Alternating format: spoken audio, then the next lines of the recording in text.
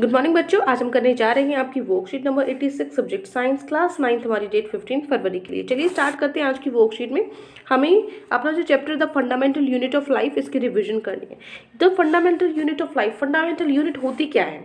तो देखो, जो सेल्स हैं ये होती है फंडामेंटल, जो बेस होता है, आधार होता है हमारा। इसके बिना कोई भी जो ऑर्गेनिज्म है उसके अंदर सेल्स तो होते ही हैं, ठीक है। तो जो सेल्स है ये बेसिक स्ट्रक्चरल और फंक्शनिंग यूनिट है किसी भी ऑर्गेनिज्म की, जो वो प्लांट्स हो गए चाहे वो एनिमल्स हो गए, ठीक है। स्ट्रक्चर कैसा होता है सेल का?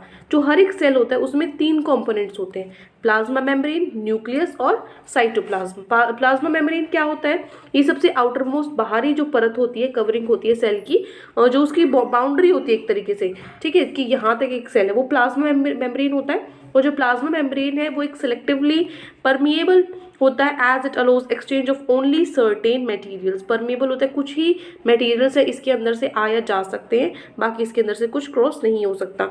जो ये एक्सचेंज है ये जो होता है, मतलब कुछ चीज़ें आ सकती हैं, वो कौन सी चीज़ें आ सकती हैं ये डिपेंड करता है difference in the concentration of material, उसकी कंसंट्रेशन कैसी है बाहर से और अंदर से सेल की, ठीक है। जो ये प्रोसेस होता है इसको हम बोलते हैं डिफ्यूजन या फिर गैसियस एक्सचेंज, या और क्या बोलते हैं, osmosis for liquid exchange. Diffusion अगर गैस आ जा रही है उस मेम्ब्रेन से, जो ये परमिएबल मेम्ब्रेन है इसके अंदर से अगर गैस क्रॉस हो रही है तो वो डिफ्यूजन होगा, और अगर लिक्विड क्रॉस हो रहा है तो वो ऑस्मोसिस होगा, ठीक है। Now effect of different types of solutions on sale. एक सेल पे अलग अलग हम डिफरेंट टाइप्स की सॉल्यूशंस का क्या असर रहेगा वो देखते हैं। पहला है when surrounding liquid solution is dilute, जब जो आसपास का सॉल्यूशन है वो डाइल्यूट है, then that inside the cell, जो सेल के अंदर है उससे डाइल्यूट है, ठीक है, आसपास का जो लिक्विड सॉल्यूशन, तो वो क्या होगा, हाइपोटोनिक सॉल्यूशन होगा। इस केस में जो सेल है वो क्या हो जाएगा, फूल जाएगा, स्वेल अप हो जाएगा, ठीक है। फॉर एग्जाम्पल अभी आपको नीचे दिया जाएगा, जैसे एक किशमिश है, किशमिश को अगर आप पानी में भिगो देते हो वो फूल जाती है, क्योंकि जो उसका आसपास का जो उसका बाहर वाला एरिया जो सराउंडिंग होती है वो लिक्विड सॉल्यूशन है, ठीक है, वो डाइल्यूट है अंदर से एज कम्पेयर टू अंदर, जैसा किशमिश के अंदर है उससे ज़्यादा बाहर डाइल्यूट है वो, तो वो क्या हो जाएगा, हाइपोटोनिक सॉल्यूशन में आएगा वो, और जो सेल है वो क्या हो जाएंगे, फूल जाएंगे, स्वेल्स अप हो जाएंगे, ठीक है। When surrounding liquid solution is more concentrated than the inside cell, जब बाहर का जो लिक्विड सॉल्यूशन है वो ज़्यादा कंसंट्रेटेड है सेल के कंपैरिजन में, ठीक है, तो वो क्या होगा, जो हाइपोटोनिक सॉल्यूशन हो जाएगा, ठीक है। डाइल्यूट है तो हाइपोटोनिक, अगर कंसंट्रेटेड है ज़्यादा तो हाइपरटोनिक सॉल्यूशन होगा। इस केस में जो सेल है वो श्रिंक हो जाएगा, मतलब सिकुड़ जाएगा। व्हेन सराउंडिंग लिक्विड सॉल्यूशन है सेम कंसंट्रेशन, जैसा सेल के अंदर है वैसा ही सेल के बाहर की सराउंडिंग है, सेम ही कंसंट्रेशन है, कोई ज़्यादा फर्क नहीं है, तो जो इस सेल के अंदर और बाहर तो आइसोटोनिक सॉल्यूशन होगा, मतलब कोई सेल के अंदर कोई भी चेंज नहीं होगा, ठीक है। ये तो होगी किसकी बात, हमने डिफरेंट टाइप्स ऑफ सॉल्यूशंस पढ़ लिए सेल में। तो यहाँ पे 3 पार्ट्स थे ना आपके, plasma membrane, nucleus and cytoplasm. Plasma membrane complete हो गया आपका।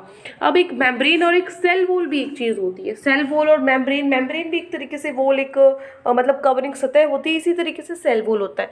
जो सेल वॉल है वो सिर्फ प्लांट सेल्स में मिलता है और सेल्यूलोज का बना होता है, ठीक है। एक कॉम्प्लेक्स स्टार्च होता है for giving structural strength to plant cell, ताकि वो जो प्लांट सेल है उसको स्ट्रक्चरल स्ट्रेंथ दे सके, ठीक है। नाउ प्लाज्मोलिसिस, ये क्या होता है, लॉस ऑफ वाटर। प्लाज्मोलिसिस क्या होता है, loss of water during osmosis. Osmosis के टाइम पे जो लॉस होता है पानी का वो प्लाज्मोलिसिस होता है, और ये होता है and it causes contraction of all cell contents away from the cell wall. Contraction तो पता होगा ना आपको, कोई चीज़ें ऐसे आपस में मिल रही हैं, ठीक है, रिलैक्स हो रही हैं तो मतलब दूर हो रही है, ठीक है। जो प्लांट सेल्स है withstand much greater changes in surrounding medium than animals due to their cell wall। जो प्लांट्स है वो एनिमल से उनका जो डिफरेंट होता है, क्योंकि जो उनके मीडियम है, चेंजेस है उनके आसपास के, उसके अकॉर्डिंग, ठीक है। सेल तो उसकी उनकी जो सेल वॉल है उनके अकॉर्डिंग एनिमल्स की और प्लांट्स की सेल वॉल में डिफरेंस होता है। अब देखो ये आपका हो गया सेल वॉल के बारे में। अब आपके कुछ क्वेश्चंस दिए हुए हैं, 5 क्वेश्चंस आपके हैं, जिसमें से फर्स्ट 3 आपके ऑप्शन मतलब ऑप्शन वाले हैं, आपको 4 में से सही ऑप्शन छांटना है।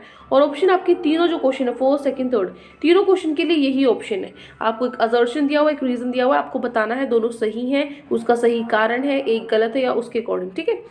फर्स्ट है assertion, a cell swells up in a hypotonic solution. हाँ जी बिल्कुल होता है। है ना, होता है ना हाइपोटोनिक सोल्यूशन में स्वेल्स अप, मैंने बताया था हाइपोटोनिक में स्वेल्स अप होता है, हाइपरटोनिक में, हाइपर में श्रिंक होता है, आइसोटोनिक में कोई चेंज नहीं होता। तो ये बिल्कुल करेक्ट है। अब इसकी एक्सप्लेनेशन सुनो, रीजन क्या है। हाइपोटोनिक सॉल्यूशन है वो डाइल्यूट होते हैं than the liquid inside the cell. बिल्कुल मैंने बोला था जिसमें डाइल्यूट होता है ज़्यादा उसमें ही हाइपोटोनिक होगा, जिसमें ज़्यादा कंसंट्रेटेड होगा वो उसमें क्या होगा, उसमें तो हाइपर होता है। ये तो बिल्कुल सही है। तो हमारा जो ए पार्ट है फर्स्ट का आ जाएगा A part, both A and R true and R is the correct explanation of assertion. ठीक है, तो हमारा क्वेश्चन नंबर 1 का जो आंसर है वो क्या हो जाएगा, A part. Now question number 2, assertion plant cells can withstand much greater changes in surrounding medium than animal cells। जो plant cells हैं वो ज़्यादा सराउंडिंग के अकॉर्डिंग ज़्यादा मतलब सपोर्टिव होते हैं एनिमल सेल से ज़्यादा। इसका जो रीज़न है वो है प्लांट सेल से सेल वॉल, क्योंकि जो प्लांट सेल है उनके पास सेल वॉल होता है। बिल्कुल, क्योंकि सेल वॉल क्या होती है, स्ट्रेंथ, स्ट्रक्चरल स्ट्रेंथ ही तो प्रोवाइड करती है, तो वो एनिमल्स के वो प्लांट्स के पास होती है। तो इसका ये दोनों ही सही है। तो हमारा जो ऑप्शन है फिर से ए ही करेक्ट हो गया। ठीक है, सेकंड का भी ए, फर्स्ट का भी ए। थर्ड है आपका असर्शन है plasma membrane is selectively permeable. हाँ जी बिल्कुल होती है। रीजन क्या है इसका, any material can pass through plasma membrane. हाँ, जो कोई भी मटेरियल है वो जा सकता नहीं जा सकता, मैंने तो बोला तो कुछ सेलेक्टिवली परमेबल है, कुछ ही चीज़ें हैं जो जा सकती हैं, सारी नहीं जा सकती, सेलेक्टिव चीज़ें ही जा सकती हैं। तो ये हमारा क्या हो जाएगा, ए तो ट्रू है लेकिन आपका जो रीज़न है वो गलत है। तो सी ऑप्शन, मतलब आपका जो थर्ड क्वेश्चन है उसका क्या हो जाएगा, सी पार्ट। क्लियर है, फर्स्ट का हो गया ए, ध्यान से सुन लो आप, सेकंड का हो गया आपका ए, थर्ड क्वेश्चन का आपका हो गया सी, ऑप्शन सी ये चारों में। क्लियर है, हो गए फर्स्ट 3 क्वेश्चन। अब क्वेश्चन नंबर 4 और 5, why do plant cells possess cell wall apart from the cell membrane.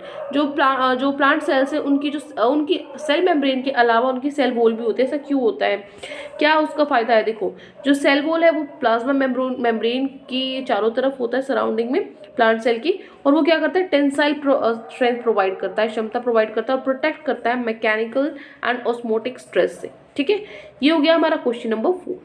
Now question number 5, आपको कुछ ड्राइड रेजिन्स दी हैं, ठीक है, जो पानी में आपने रखी हैं, किशमिश वगैरह जो होती हैं आपकी, तो आपने उसको पानी में डाला, फिर पानी से निकाल के आपने उनको हाईली कंसनट्रेटेड शुगर में डाल दिया, तो क्या आपको ऑब्जर्व होगा। तो देखो, पानी में डाला, डाइल्यूट अगर होता है बाहर का जो सराउंडिंग है तो क्या होगा, वो डाइल्यूट सॉल्यूशन में क्या होता था, स्वेल होता था। तो स्वेल क्या होगा, पहले तो स्वेल होगा, ठीक है, जो किशमिश है वो फूल जाएगी। लेकिन उसके बाद हाईली कंसंट्रेटेड शुगर में डाला तो कंसंट्रेटेड में कैसा होता है, हाइपरटोनिक सॉल्यूशन में आपका क्या हो जाता है, श्रिंक हो जाता है। तो आपका ऑप्शन नंबर बी सही है, स्वेल एंड देन श्रिंक। लेकिन रीजन भी पूछा है आपका, तो रीजन भी आप लिख दो, कोई दिक्कत नहीं है। क्वेश्चन नंबर 5 का आपका ये हो जाएगा आंसर।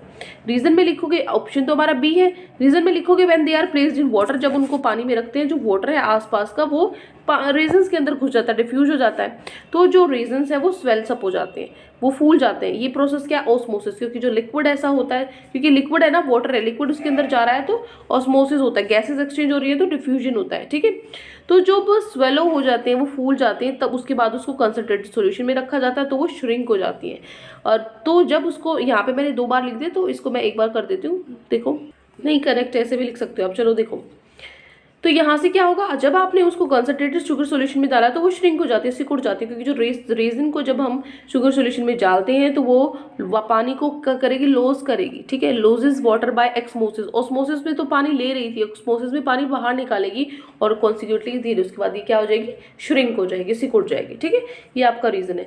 तो आपके 5 के 5 क्वेश्चन हो गए। ठीक है, पहले ये 5th क्वेश्चन है आपका, ये 4th क्वेश्चन है, और पहले 3 के मैं आपको आंसर बता चुकी हूँ। ठीक है, तो पहले 3 के अभी भी नहीं पता तो लिख लो। क्वेश्चन नंबर 1 का क्या हो जाएगा, ए पार्ट है आपका, या जो ये ऑप्शन है इनमें से। ठीक है, क्वेश्चन नंबर 2 का भी ए पार्ट है और क्वेश्चन नंबर 3 का भी हमारा क्या है, सी पार्ट है। तो ये 3 क्वेश्चन थे और ये 2 क्वेश्चन मैं लिखवा चुकी हूँ। आज की वर्कशीट में इतना ही था, हमारी वर्कशीट कंप्लीट हो चुकी है। आई होप आपको अच्छे से समझ में आ गई। कोई भी डाउट है पूरी वर्कशीट में तो कमेंट सेक्शन में आप मुझसे पूछ सकते हैं, और अगर आपको वीडियो अच्छी लगी तो चैनल को सब्सक्राइब कर सकते हैं, वीडियो को लाइक कर सकते हैं। Thank you and have a great day.